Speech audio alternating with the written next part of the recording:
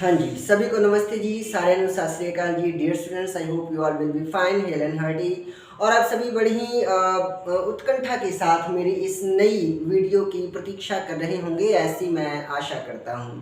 Well, तो थोड़ी सी लाजवाब हिंदी के साथ हम लोग इस वीडियो को स्टार्ट करने जा रहे हैं। होप सो ये आपको अच्छा लगेगा। तो देखिए, आज का हमारा जो टॉपिक है, the topic about which we are going to discuss today, and that name is relative pronoun. उसका नाम है रिलेटिव प्रोनाउन, और जैसे कि इसके नाम के पीछे लगा है प्रोनाउन, तो ये टॉपिक प्रोनाउन चैप्टर से है।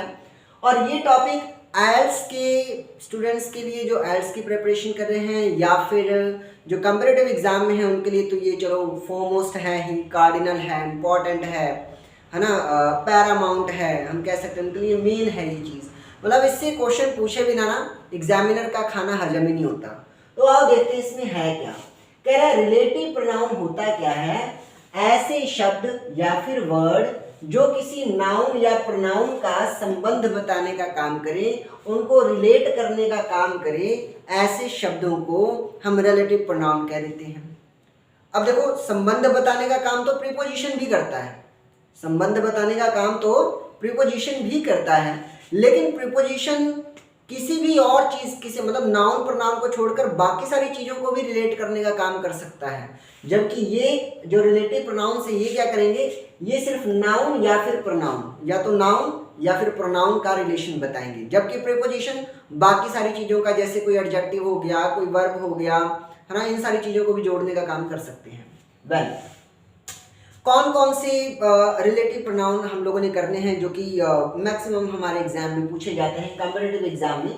तो who, whom, which, that, whose, WHOSE, whose, of which, ठीक है, ये दोनों इकट्ठे ही हैं, of which, whoever, whomever, whichever, ठीक है, whoever, whomever, whichever, ये सारी चीजें, मतलब इन तीनों में ही ever लगा देंगे तो भी बात बन जाएगी।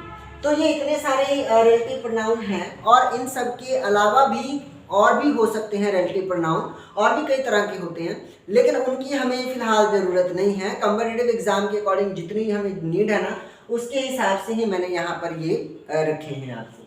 खैर, तो आइए, सबसे पहला पॉइंट था हु, तो हु के बारे में देखें। पहला पॉइंट शुरू करने जा रहे हैं हु। अब देखो, वैसे तो हु का मतलब होता है कौन।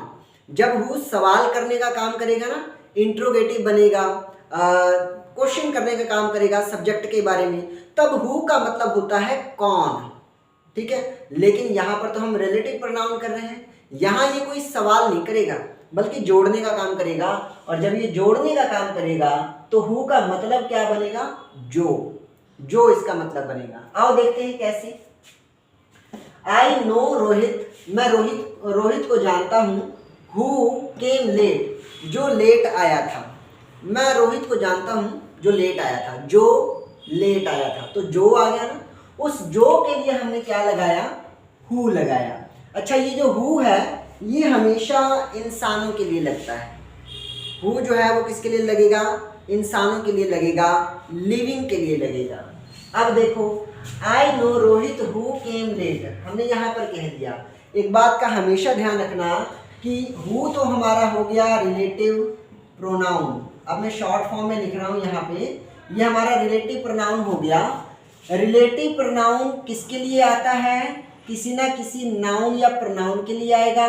और जो ये नाउन होगा ना, जिसके लिए आया है, मैंने छोटा सा एन लिखा है, छोटे से एन का मतलब होता है नाउन।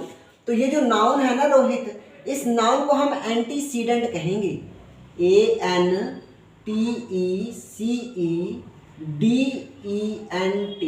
एंटीसीडेंट। इसे क्या कहेंगे, एंटीसीडेंट। यानी कि रिलेटिव प्रोनाउन जिस भी नाउन या प्रोनाउन के लिए आएगा, उस नाउन या प्रोनाउन को एंटीसीडेंट कहेंगे। और एक और खास बात याद रखना कि जो भी एंटीसीडेंट होगा वो रिलेटिव प्रोनाउन से जस्ट पहले होगा। यानी कि इस एंटीसीडेंट और इस हु के बीच में, यानी कि इस रिलेटिव प्रोनाउन के बीच में किसी और चीज़ को हम जगह नहीं दे सकते। अगर हमने किसी और चीज़ को जगह दी, बहुत सारे केसेस में नहीं देते, ठीक है, मतलब बहुत कम ही केस हैं जिसमें कोई बीच में कोई चीज़ आती है। अदरवाइज मैक्सिमम जो रिलेटिव प्रोनाउन है और एंटीसीडेंट हैं, उनके बीच में कोई चीज़ नहीं आती। ये दोनों हमेशा पास पास ही आते हैं। ठीक है, तो इस बात का ध्यान रखना है। अब हु से रिलेटेड आज के जो सेंटेंस हो सकते हैं वो हम लोग देख लेते हैं। ही हेल्प द बॉय, उसने उस लड़के की मदद की। अब यहाँ द बॉय लिखा है, द बॉय का मतलब क्या है कि ये कोई खास लड़का है, इस लड़के के बारे में हमारे पास कोई खास इंफॉर्मेशन है। हाँ बिल्कुल है, क्योंकि किस लड़के की बात की जा रही है, who wanted to cross the road, जो रोड क्रॉस करना चाहता था, उसने उस लड़के की मदद की, उस लड़के की, द बॉय मतलब उस लड़के की जो रोड क्रॉस करना चाहता था। तो इस लड़के के बारे में देखो एक खास इंफॉर्मेशन आ गई ना, तो ये लड़का खास हो गया, इसलिए यहाँ पर द बॉय लिखा गया, वरना अ बॉय भी हो सकता था। अब आगे देख लेते हैं। अब यहाँ पर भी देख लो, लड़का है, सजीव है, तो हमने हु लगा दिया। अब हु लगा दिया, हु के लिए यहाँ पर एंटीसीडेंट क्या बन जाएगा, द बॉय। द बॉय हमारा एंटीसीडेंट हो गया, ANTECEDENT, एंटीसीडेंट हो गया। और एक बात और याद रखना, जो ये एंटीसीडेंट है ना, ये एंटीसीडेंट सिंगुलर है या प्लूरल है। इसी एंटीसीडेंट के सिंगुलर या प्लूरल का ध्यान रखते हुए हमने अपने रिलेटिव प्रोनाउन के बाद इस वर्ब को देखना होता है। इसका मतलब समझ रहे हो क्या हुआ? चलो आगे समझ में आएगा। इस तरह के सेंटेंस लो, अगला सेंटेंस आ गया, ये समझाएगा आपको। आई विल हेल्प हिम, मैं उसकी मदद करूंगा। हु नीड्स माई हेल्प, जिसे मेरी हेल्प की जरूरत होगी। अब देखो सीधी सी बात है, आई विल हेल्प हिम, मैं उसकी मदद करूंगा। किसी इंसान की बात हो रही है, हिम लिखा है तो कोई इंसान है, और वो इंसान सिंगुलर ही होगा। तो हु जो कि हमारा रिलेटिव प्रोनाउन है, और हिम जो कि हमारा यहाँ पर प्रोनाउन है और एंटीसीडेंट बन रहा है। ये एंटीसीडेंट सिंगुलर है, तो सिंगुलर के लिए प्रेजेंट इंडेफिनिट में एस या ईएस लगाया जाता है, तो नीड के साथ एस लगेगा। अगर एग्जामिनर ने इस एस को हटा दिया तो फिर ये कॉमन एरर बन जाएगा। उम्मीद है आप मेरी बात समझ रहे हो मैं क्या कह रहा हूँ। एंटीसीडेंट के अकॉर्डिंग हमने अपना वर्ब लगाना होता है, चाहे वो मेन वर्ब हो चाहे वो हेल्पिंग वर्ब हो। अगर यहाँ कोई प्लूरल चीज होती तो हम यहाँ नीड में एस नहीं लगाते, यानी कि ये इस समय वर्ब की फिफ्थ फॉर्म बन रही है, और वर्ब की fifth form always singular consider होती है। ठीक है जी, तो एंटीसीडेंट के अकॉर्डिंग आप अपना हेल्पिंग वर्ब लगाओगे। ठीक है जी, आगे देख लेते हैं। दोज, अब ये दोज लिखा है, यानी कि वे लोग या वे, those who works hard can get success. अब इस सेंटेंस में एक एरर है, क्या आप उस एरर को फाइंड आउट कर पाए हैं? अगर नहीं कर पाए हैं तो वीडियो को अभी पॉज कर लीजिए, मैं साइड हो जाता हूँ। वीडियो को पॉज कर लो और ध्यान से सोचो कि क्या एरर है। Those who works hard can get success, वे लोग जो वर्क्स हार्ड कड़ी मेहनत करते हैं, कैन गेट सक्सेस वो सक्सेस सफलता पाते हैं। तो देखो दोज की बात हो गई, दोज तो एक से ज्यादा है, एक से ज्यादा है लेकिन इंसान है, इंसान के लिए हम हु लगाते हैं। अब प्लूरल इंसान हो चाहे सिंगुलर इंसान हो, उसका हु पर कोई असर नहीं पड़ेगा, प्लूरल होगा तो भी हम हु लगा पाएंगे। ठीक है, तो हमने हु लगा दिया, लेकिन यहाँ तो है प्लूरल, एंटीसीडेंट हो गया प्लूरल। जब एंटीसीडेंट प्लूरल है तो आप वर्क में एस क्यों लगा रहे हो? तो ये एस क्या है? एरर है।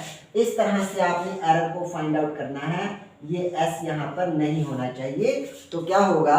Those who work hard can get success. ठीक है जी, चलो आगे चलते हैं। The boy who kills the time, अब देखो द बॉय की बात हो गई, वो लड़का हु किल्स द टाइम जो अपना समय बर्बाद करता है। अब यहाँ किल का मतलब मार डाला नहीं, समय को कहाँ से मार डालोगे? समय को आप मार तो नहीं सकते जान से, तो यहाँ पर किल का मतलब जान से मारना नहीं, यहाँ पर किल का मतलब है बर्बाद करना। अब क्योंकि एक लड़का था, सिंगुलर था, तो सिंगुलर के लिए तो देखो द बॉय हमारा एंटीसीडेंट हो गया और हु हमारा रिलेटिव प्रोनाउन हो गया, और हु के बाद हमने क्या लगा दिया? किल्स में एस लगा दिया है।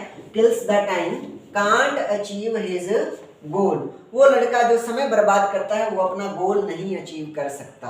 ठीक है, कांट अचीव हिज गोल, वो अपना गोल अचीव नहीं कर सकता। अब देखो इसी तरह की एक और एग्जांपल हम बना लेते हैं। द बॉय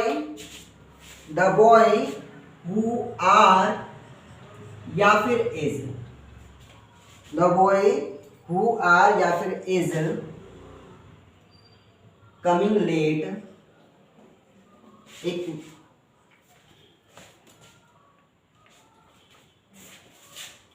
हाँ, अब देखो, द बॉय हु आर या is late will not come tomorrow, will not come tomorrow, TOMORROW,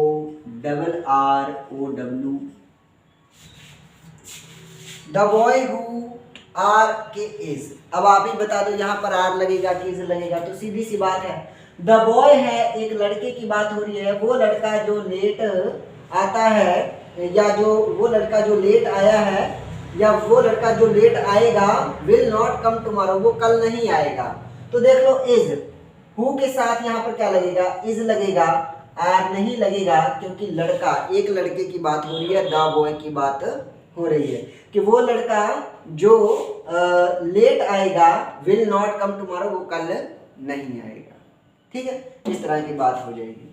तो उम्मीद है कि ये सारी की सारी चीज़ें आप लोगों को अच्छे से समझ में आई होंगी। ये रिलेटिव प्रोनाउन का फर्स्ट वीडियो है और ये छोटी सी झलक है। आप इसका स्क्रीनशॉट लेना चाहें तो स्क्रीनशॉट ले सकते हैं। और आप लोगों को सिखाने का मेरा ये जो छोटा, ये हार्ड लिखा हुआ है, ठीक है, यहाँ पे मिट गया थोड़ा सा, मैं सही कर दूँ, हार्ड, हाँ। तो इन सारी बातों का आप ध्यान रखना, और अगर इसमें कोई भी आपको डाउट हो तो आप कमेंट बॉक्स में कमेंट करके अपने डाउट रख सकते हैं। वैसे कमेंट बॉक्स का आप लोग ज़्यादा यूज़ नहीं करते हो, मुझे पता है, लेकिन चलो मेरा तो काम है कहना है, तो मैंने कह दिया। मेरा ये छोटा सा प्रयास अगर आपको पसंद आया हो तो आपने क्या करना है, ये बात आपको पता ही होगी, तो मैं इस पर ज़्यादा नहीं कहूँगा। Thank you everyone giving you precious time. Thank you so much. जय हिंद, जय भारत, जय आर्यवर्त।